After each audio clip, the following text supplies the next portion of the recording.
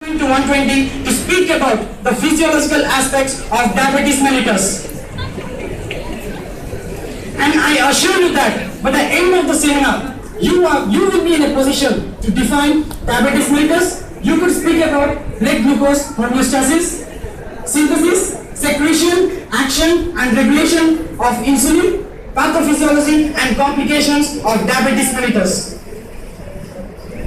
Friends, it is really very sad to say that today our motherland is pointed as the diabetic capital of the world. And it's a point of concern that every fifth diabetic in the world is an Indian. So as the medicos, it's we who have to take the initiative of eradicating that spot from our country and convert it into diabetic-free, healthy India. For that, it's really essential to know about the physiological aspects of diabetes. So jumping into the galaxy of diabetes mellitus, it is a metabolic disorder of multiple etiology characterized by chronic hyperglycemia with disturbances of carbohydrate, fat and protein metabolism resulting from defects in insulin secretion or action or maybe both. Friends, when I have stressed the word hyperglycemia, several questions might be running in your mind. Why hyperglycemia?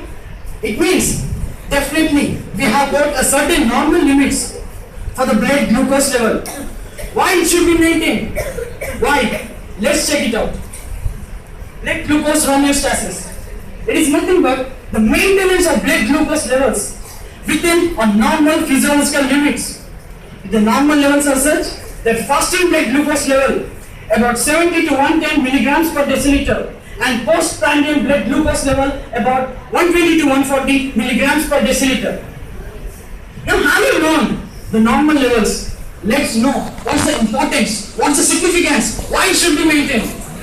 It is because in our body, tissues of brain, RBC, retina and germinal epithelium, these are the tissues which primarily depend on the glucose for metabolism. Fall in this blood glucose level below 50 milligrams per deciliter, it leads to hypoglycemic shock. And even further decline, it leads to coma and may even the death follows. And rise in this blood glucose level above the limits, it leads to cellular dehydration, osmotic diuresis, vascular injury, stroke, blindness and end-stage renal disease. Now I have spoken about the blood glucose homeostasis. Let's see how this is maintained. This is maintained by hormonal regulation by a group of hormones, mainly insulin, glucagon, epinephrine, cortisol, ACTH, GH and thyroxine. Among them, insulin is the one which decreases the blood glucose level, whereas glucagon, epinephrine, cortisol, ACTH, GH and thyroxine, they are the one which increases the blood glucose level. By looking at this pic, we can easily understand that it's like a tug of war between insulin and its other antagonistic hormones.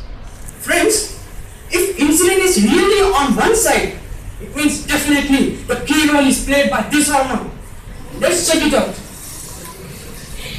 Can anyone identify who are these legends? Okay, right? He's Best and Banting. They are the one who first isolated insulin from the pancreas of dog.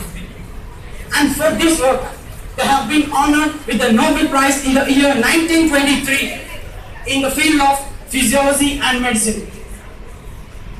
This insulin, it's a small chain polypeptide synthesized by the B cells of pancreas. About 80% of it is transported in the free state and 20% in combination with the proteins in albumin. It has got a half-life of about 6 minutes. Now let's see the synthesis. Primarily, it is synthesized as pre-proinsulin in the ribosomes. Then the cleavage takes place in the endoplasmic reticulum and it gives rise to proinsulin. Now this proinsulin, it again undergoes folding and removal of C-peptide, that is again cleavage, and it gives rise to finally the active insulin in the Golgi, which has got A chain and the B chain linked by the disulfide bridges. Friends, I hope that you all had lunch now. So you are in the postprandial state. Your GIT has started functioning. Now the blood glucose level is increasing in your body. Now, in the beta cells of islets, this glucose, it is absorbed by the GLUT2 receptor. Now inside this beta cell, glycolysis pathway takes place and ATP is synthesized. This ATP, it closes the ATP sensitive potassium channels, leads to depolarization followed by the opening of voltage gated calcium channels. It is because of this calcium that through exocytosis, this insulin vesicles, it gets released into our blood circulation. Now, this insulin is circulating throughout the body, and these insulin receptors are present in almost all the cells of the body. Now, this insulin has reached the receptor. The receptor has got two alpha subunits and two beta subunits. These alpha subunits are present above to the cell membrane, and the beta subunits, they protrude into the cell membrane. When insulin attaches to the alpha subunit, autophosphorylation takes place at the beta subunit, leading to the activation of a tyrosine kinase, which in turn causes phosphorylation of a complex called as insulin receptor substrate. It causes the mobilization of GLUT4 receptor to the cell membrane, and also protein, fat and carbohydrate metabolism. Apart from this, it also helps in growth and the gene expression. Now we have saw how the insulin gets attached to its receptor and how it functions. Now let's see the effects. In the adipose tissue, it increases the glucose uptake and lipogenesis while decreasing the lipolysis. In the striated muscle, it increases the glucose uptake, glycogen synthesis and protein synthesis. In the liver, it increases the glycogen synthesis, lipogenesis while decreasing the gluconeogenesis. Now let's see how actually this insulin got regulated, mainly by the four factors: by the substrate control, by hormonal regulation, by the neural regulation and by the cyclic AMP. Substrate control, mainly brought by glucose, amino acids and fatty acids. They increases the secretion of insulin. Neural control by sympathetic and parasympathetic.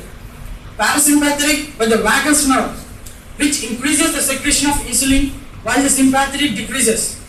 About hormonal control, mainly with the hormones of GIT, secretin, gastrin, CCK, GLP-1, etc. And with the cyclic AMP, these are the substances which increases the secretion of glucose. Mainly it is beta-androgenic compound. Now the factors which stimulate and which inhibits the secretion of insulin.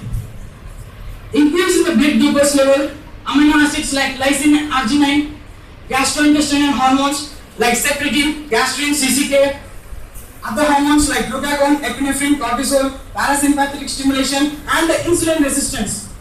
They increases the secretion of insulin, while the inhibiting factors are decreased blood glucose level, the fasting condition, somatostatin and alpha-adrenergic stimulation.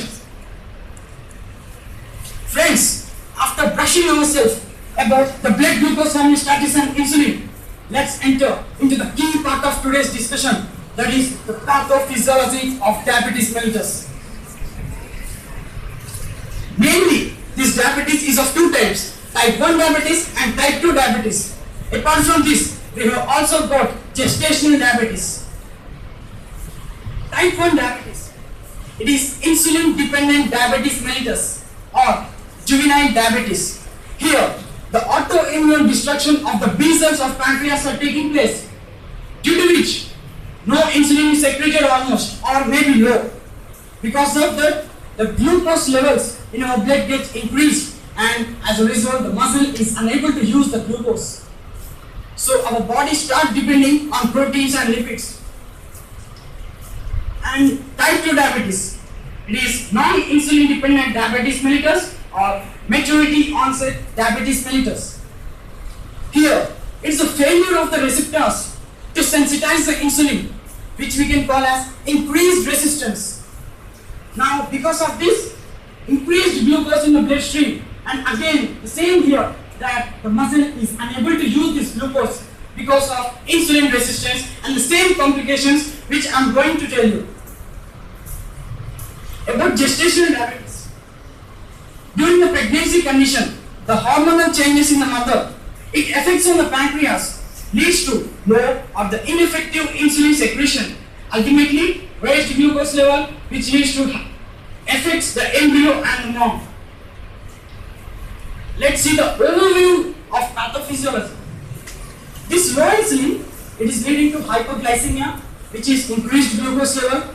It leads to further complications like glucosuria and cellular hunger. Glucosuria, I think you all are familiar with these terms, right? It is nothing but excretion of glucose in the urine when it exceeds the renal threshold value, which is 180 milligrams per deciliter, leading to osmotic diuresis because this glucose is highly osmotic in nature, which leads to polyuria, that is increased urination. Since loss of water is more through urine, it ends up with polydipsia, increased thirst, and cellular hunger. Though the glucose is present, the cells are unable to take up this glucose, leading to complications like lipolysis and polyphagia. Lipolysis, it is ending up with the weight loss and ketoacidosis, whereas the cellular hunger, it also leads to polyphagia, which is increase in hunger. Let's see the differences, some differences between type 1 and type 2. Type 1 diabetes, it mainly occurs at the childhood, whereas type 2 at frequently at an age of 40. And prevalence, majority of the cases are from the type 2, about 90%, whereas from the type 1 only about 10% cases.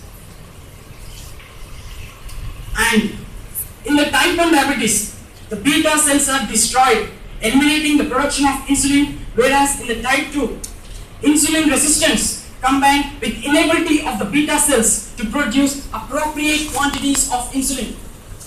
And the ketosis is common in type 1 and rare in type 2. Now let's see the symptoms and signs of type 1 and type 2. In the type 1, as I have already said, the peak incidence time is between 10 to 15 years. Mainly ends up with the symptoms such as polyuria, which is increased urination, polydipsia, increased thirst, and polyphagia, increase in hunger.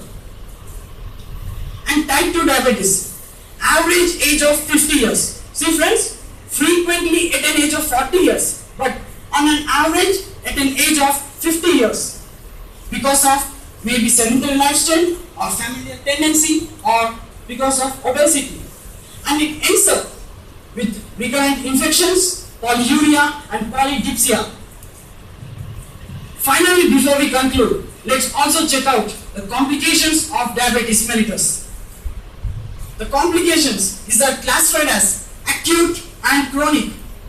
Acute complications are ketoacidosis and hyperosmolar hypoglycemic coma, whereas the chronic complications, these are again further classified as microvascular and macrovascular complications. Microvascular complications are retinopathy, nephropathy and neuropathy, whereas the macrovascular complications are cardiac vascular diseases. Friends, before I wind up, I would like to tell you that diabetes is a silent killer. Wake up before it kills you. Get plenty of fiber from fruits and vegetables. Reduce sugar, alcohol and fatty acids in your diet. Exercise daily for at least half an hour. It is must and should. And never forget, health is wealth. My sincere thanks to our professor and my guide, Dr. Salman. I would also thank all my teammates for always being with me. And about that, I thank all of you residing over here for listening my words patiently.